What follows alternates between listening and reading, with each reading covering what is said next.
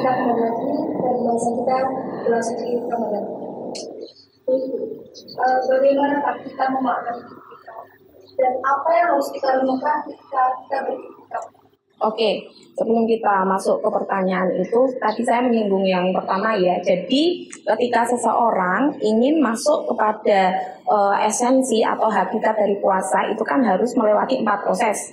Proses yang pertama itu hanya sekedar menahan lapar, dahaga, kemudian tidak seks. Nah, jadi ketika orang nih masih di dalam proses yang pertama ini, maka dia itu akan melewati puasanya itu ya hanya sekedar itu saja, tidak makan, tidak minum sampai waktu yang ditentukan kemudian selesai. Nah, jadi puasanya itu tidak ada mininya sama sekali, seperti itu kan, nggak ada mininya sama sekali. Nah, kemudian keadaan itu, jika seseorang itu tetap stay saja di proses yang pertama, tidak mengupgrade diri untuk kepada proses yang kedua, maka sampai ajal menjemput pun akan seperti itu saja. Jadi tidak ada peningkatan kualitas diri. Nah, maka dari itu itulah yang disebut di dalam hadis rubba shaimin hadzuhu min siyamihil ju' wal atos. Itu adalah ketika banyak orang ketika berpuasa yang didapatkan itu hanya lapar dan dahaga, karena ya itu tadi mereka melewati puasa itu tanpa minim. Nah, itu adalah yang terjadi di kebanyakan orang. Itu di level 1. Nah, kemudian yang ini level 2. Ketika orang-orang yang ada di level proses yang pertama ini ingin melanjutkan proses yang kedua, maka yang pertama yang akan mereka lakukan itu adalah menyingkirkan segala karakter-karakter buruk, sifat-sifat buruk di dalam hati mereka. Itu dikeluarkan semua. Nah, untuk membersihkan perkara-perkara yang buruk, maka kita membutuhkan amalan-amalan untuk mendukung. Nah, jadi amalan-amalan itu apa? Ketika kita berpuasa ingin membersihkan sifat-sifat buruk dalam diri kita itu apa? Nah, yang pertama itu tadi. Yang pertama adalah iktikaf.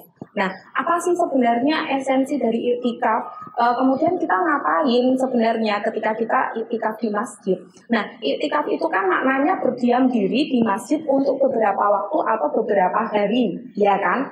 Nah, kemudian kebanyakan orang berarti kita harus mengejar harus sholat, kemudian memperbanyak sholat, memperbanyak tadarus dan lain sebagainya, tetapi kita tidak tahu esensi iktikaf itu apa, ya kan? Nah, kemudian iktikaf itu sebenarnya adalah momentum kita untuk kita itu mengenal diri kita. Ketika kita mengenal diri kita, maka kita mengenal Tuhan kita. Man arafa nafsahu faqad arafa rabbahu. Nah, caranya mengenal diri kita itu apa? Orang kalau belum mengenal dirinya, maka dia akan cenderung tidak happy. Hidupnya itu flat. Nah, akan ada perenungan ketika iktikaf itu seperti ini. Kita itu hidup di dunia ini itu secara kita tidak sadari, kita itu sudah mendapatkan manfaat yang banyak sekali, ya kan? Nikmat-nikmat itu begitu banyak. Nah, tetapi kita itu tidak pernah memikirkan lebih dalam bahwasanya kita diberi kehidupan, kita diberi karir yang bagus, kita diberi pekerjaan yang bagus dan lain sebagainya. Itu sebenarnya hidup di dunia ini itu bukanlah suatu kebetulan. Ada sebuah kekuatan yang mengkontrol itu. Siapa? Tuhan. Ketika kita tahu bahwasanya kita itu nothing tanpa Tuhan, kita itu tidak ada apa-apanya tanpa Tuhan.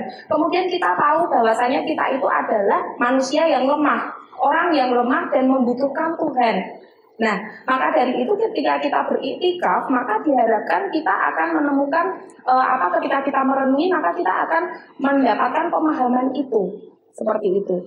Nah, sebenarnya iktikaf ini pun ketika zaman Nabi Muhammad itu juga sudah dilakukan.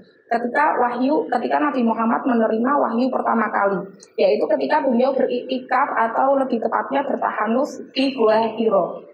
Nah, maka dari itu ketika seseorang sudah mengetahui bahwasanya Tuhan itu adalah segala-galanya, maka esensi yang pertama nih, karena kita sudah tahu ya kita itu siapa yang memiliki kita, itu adalah Tuhan, maka itu pemahaman yang seperti itu akan memudahkan kita untuk mengontrol hawa nafsu kita, sehingga kita sabar dan juga ikhlas. Nah, itu ketika kita sudah melakukan iktikaf dengan tahu pemahamannya, berarti esensi puasa yang pertama itu sudah dapat. Ya kan, sabar dan ikhlas. Nah, kemudian yang kedua, amalan yang kedua, apa itu? Yang kalau tadi kita bagaimana kita memahami pikir dan bagaimana yang dimaksud selalu menyebut Allah.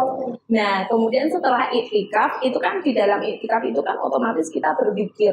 Nah, berzikir itu kita kadang-kadang itu menganggap bahwasanya kita itu harus zikir di dalam situasi yang formal, misalkan setelah sholat gitu kan. Padahal kita lihat dulu nih esensi zikir itu apa. Zikir itu menyebut dengan lisan, kemudian mengingat dengan hati ataupun pikiran, ya kan? Ketika kita menyebut, ketika kita ingat, berarti kita akan menyebut, ya kan? Atau ketika kita menyebut berarti kita ingat.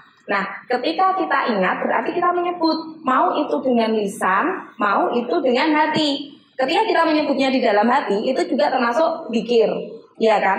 Nah, kemudian bagaimana caranya untuk mendawamkan zikir seperti itu? Kayaknya kok susah sekali, masa 24 jam kita harus misalkan Allah, tidak harus yang seperti itu. Karena esensi dari zikir itu adalah mengkorelasikan atau mengkoneksikan semua kegiatan kita itu dengan Allah. Misalkan nih, ketika kita mendapatkan nikmat, maka kita ingat Allah, ingat saja tanpa formal harus menyebutkan Allah seperti itu.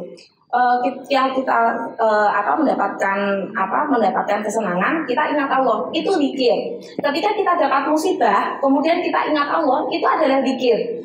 Ketika kita misalkan, ini yang out of context ya, misalkan kita sedang memperingati hari kemerdekaan Indonesia, itu adalah kita memaknainya itu adalah rahmat dari Allah, maka itu adalah zikir. Nah, maka dari itu ketika kita sudah mendawamkan zikir, selalu menyebut Allah itu di setiap kegiatan kita, maka apa?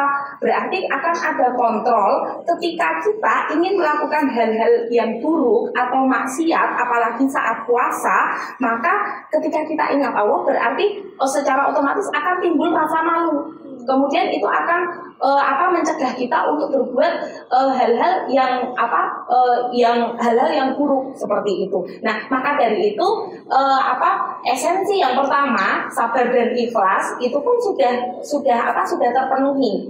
Jadi untuk mencapai esensi yang pertama itu setidaknya kita bisa mengamalkan iktikaf dan juga zikir seperti itu. Terima kasih Bu jawabannya. Baik pemirsa, kita lanjutkan di segmen berikutnya.